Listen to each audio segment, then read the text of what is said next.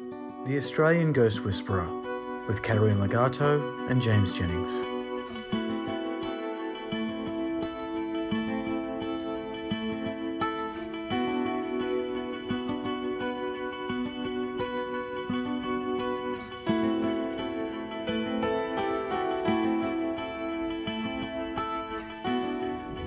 Hello everyone, as you can see today we are at church. Katerina has taken me to church, possibly to repent for my sins, I'm not sure. Katerina, why are we here at church? I thought it was important to talk about, the death, the passing away process. Mm-hmm.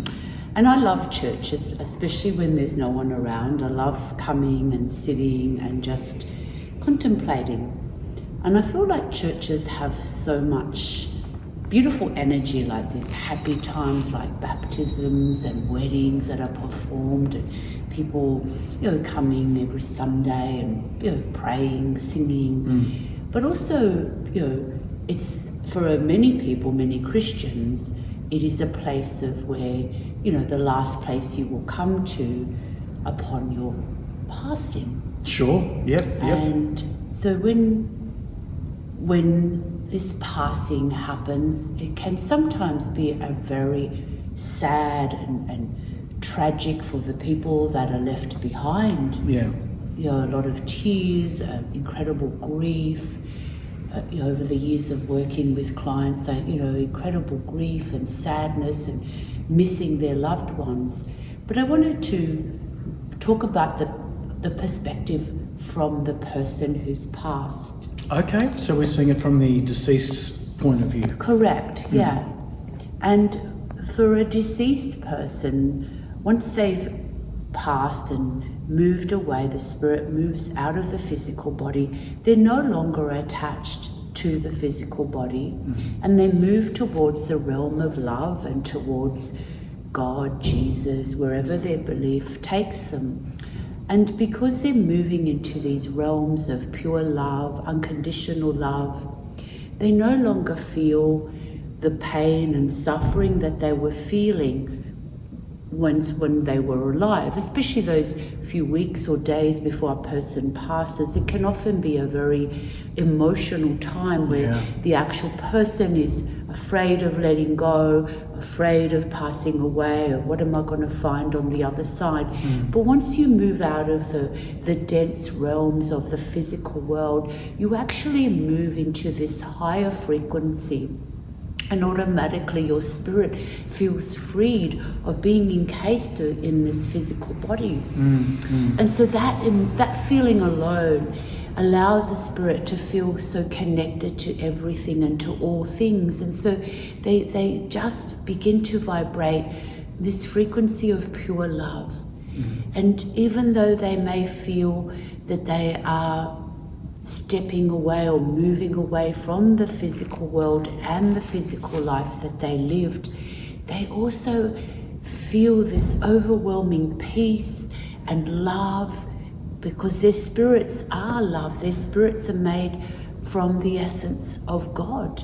And therefore they're not feeling the pain or the grief as strongly as the people that they leave behind. Does the grieving from the people who they do leave behind, does that keep them anchored to the earthly realm a little bit? Like, can the grieving kind of like not fully let them go, if that makes sense? It can make that passage to the other side a lot more difficult, because they keep feeling as if they're being pulled back towards the physical world. But there's also the feeling of liberation and love and joy that becomes so overwhelming that they will feel like a magnet's pulling them towards this beautiful frequency of love and peace. And I feel that from that space, often the deceased person, the deceased spirit, can actually project that love towards their family members, which is often why family members will say, I felt the presence of my husband, father, whoever had passed away. And they're actually feeling the love that spirit is projecting and letting them know, hey, I'm okay, I'm happy, I'm blissful, I'm peaceful, I'm joyful. And the other thing, often a spirit will hang around while the funeral is being performed. So often the spirit will be around the coffin, or they will actually be around the people that are attending the funeral, especially whilst that ritual and the prayers are taking place. The spirit will feel this sense of more freedom, of more happiness, of more love and connection. And it's their way of saying their last goodbye. So they get the opportunity often at the funeral to be able to do and say their last goodbye to their loved ones. But they will also have a much more heightened state of awareness. So in that realization, they will understand that they will see their loved ones again when their time comes to pass, but also that they will feel this eternal connection, because the people we love means that we always have this eternal connection to them that can never be broken. So there's that sense of security, and even though they may be seeing their loved ones crying and despairing, they also know in their hearts that they're going to always be connected to them and will always be able to perhaps come pop into their dreams or pop in around them and let them know that, hey, I'm here and I'm okay. And once they go move to the other side, they often will find other people, family members, pets. They will experience this expanded state of freedom and be able to explore the realms of spirit. There's so many realms and so many different places that they can explore. The multiverse is at their beck and call, literally. It's exciting. It is. Yeah.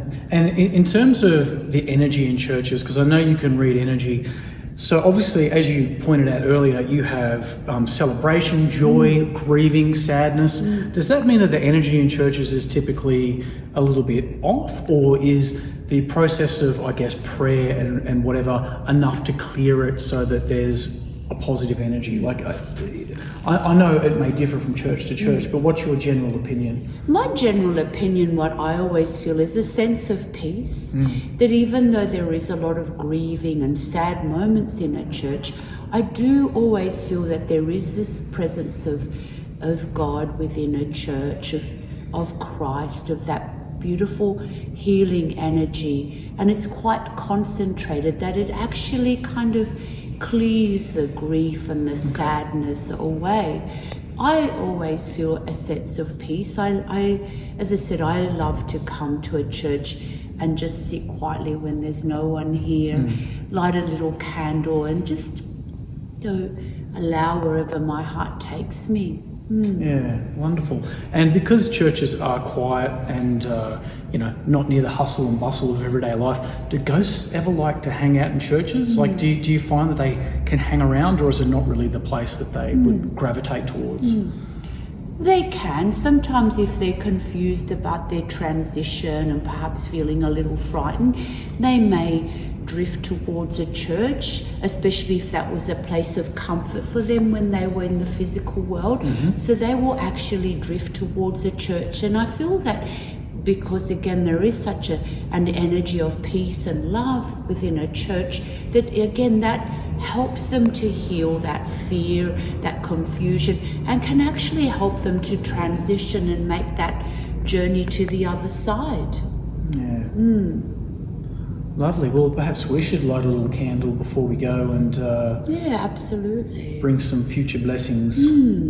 So the thing that I wanted to mostly, share with you always, for the spirit, for the person who has passed, because I know we've all lost people we loved. For them, it's a rebirth. Yeah. It's not an end. I know sometimes people feel that's the end, they've gone, they no longer exist.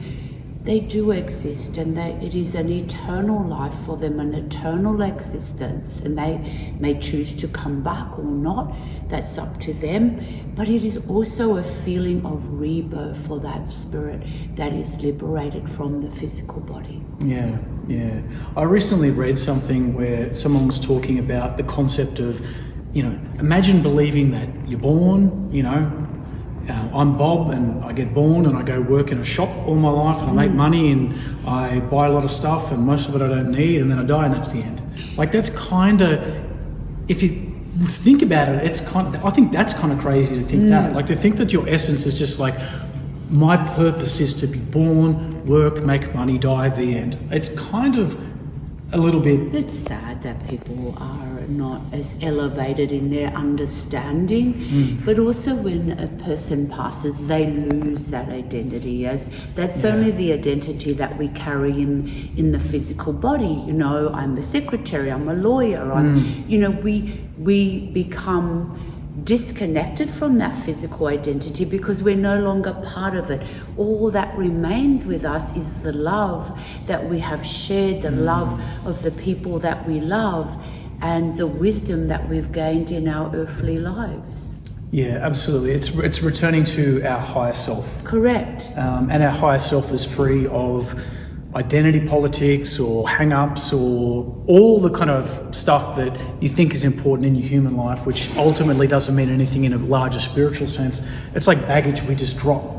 Would that be correct to say? Yeah, the restrictions that we feel in our physical life because we need to always have an identity, as children, as teenagers, as adults, and as according to their careers, who they are. Then they're a mother, a father, a grandparent. There's always a different entity that people shift into. Yes. But once we have died and we move away from that physical identity, we realize that we are the light, we are the love, we are these multidimensional, powerful beings. Yeah. And that's the thing, is like, when you actually think about that, it's something to look forward to, really. Like, I know that our culture is very much geared around towards fearing death, being scared of death, thinking it's the end and it's awful, and we really need to reframe that into something more positive, which is, as you said, it's a rebirth. We're actually going to a higher realm where we get to lose all the stuff that has possibly held us back in our earthly lives, and we're free. And, I'm looking forward to it. I mean, obviously there are things in your life you're going to miss, but ultimately I'm like, yeah, that sounds great. Like it's something to look forward to. Will you step into your true self? Yeah. And trust me, you're not going to miss anything. You think because you're thinking about death from a physical perspective, you think, I'm going to miss this.